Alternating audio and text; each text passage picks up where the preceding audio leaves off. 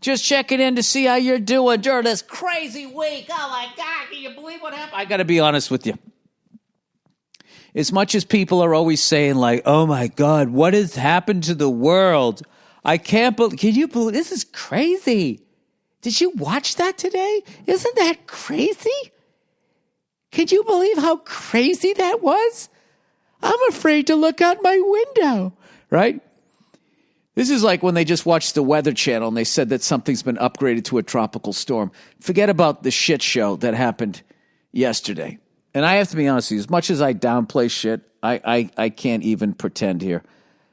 What I saw yesterday, I don't even have words for.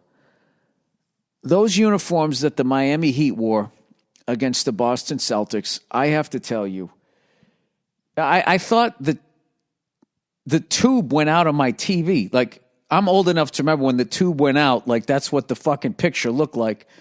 I thought I was losing my eyesight. I mean, I'm not trying to divide the country here. I love the Miami Vice, Miami Heat logo at the center court. I thought that was cool as shit. I love Miami. I love that city and all of that shit. But they went too far. Something needed to give, okay? If you're going to do the Miami Heat, Miami Vice thing, okay? And this isn't a liberal or a fucking conservative point here. I'm trying to be like right down the middle here, okay?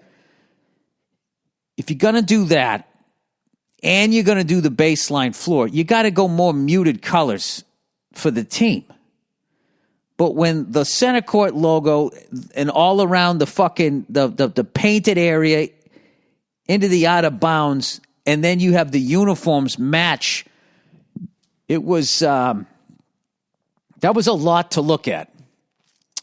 And I have to say that as an American during a pandemic, I can't believe how tone deaf the Miami Heat organization is to have them come out in those uniforms that I just think fly in the face, okay, of everybody who's ever fought for this country and eventually played in the NBA. And, you know, if I was the president of the Miami Heat right now, I would be calling everybody in my publicist wing trying to get some sort of apology, because I feel as a basketball fan watching that NBA game, I feel like I'm owed an apology because I was triggered. Okay? Oh, and by the way, some jerk-offs broke into the, what is it called? The Capitol building? What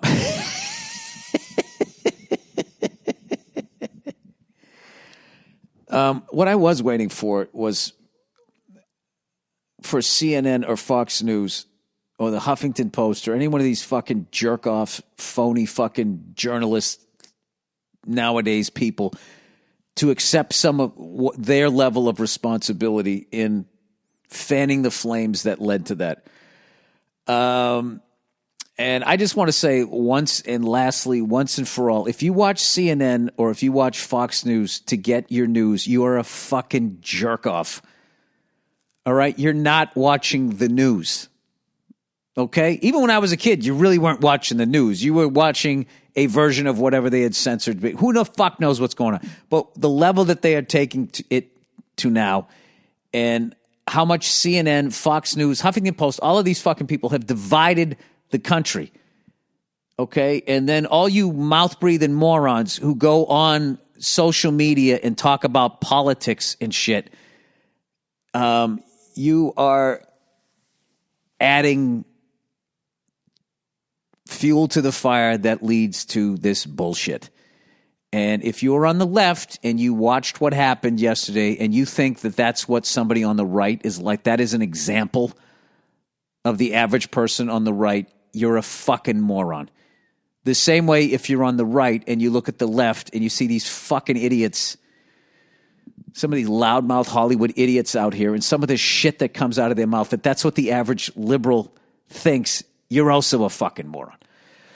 But that's how the world is. Now, having said that, let's just have some fun with this here. I only saw a couple of clips because I had a Celtics game to watch. And I realized that 99.9% of my fellow Americans weren't at the Capitol building yesterday. So I have no problems with liberals. I have no problems with conservatives. I know sometimes people don't agree. But I don't look at that yesterday like those are, those. Did you see the guy who clearly went to an Army Navy surplus store and bought himself a G.I. Joe costume and he kept his civilian backpack, that little looking like a fat G.I. Joe going in there with his dumbass helmet? And then you got to give it up to the fucking guy there with the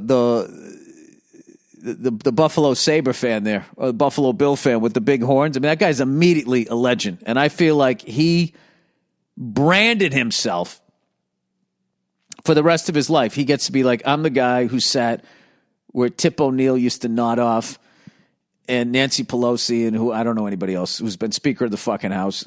He sat right there. And I just feel like for the rest of his life, he can go to swap meets and sign autographs, $5 a whack, and he's going to be good.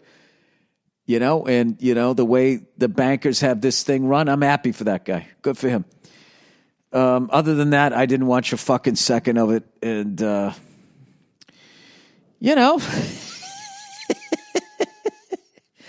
I got my conservative friends right now. No, the footage didn't add up. There was Antifa there. The fucking idiots who follow politics. I swear to God, they're just like. I just texted them. I go, you guys are like sports fans.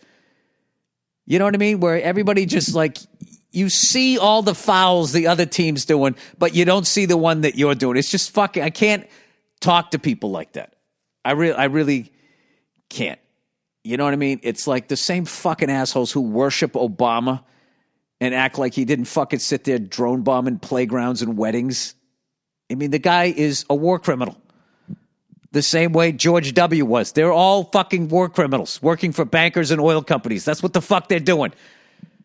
All right? They're the same people that are holding Obama's feet to the fire, won't hold Bush's feet to the fire, and vice versa.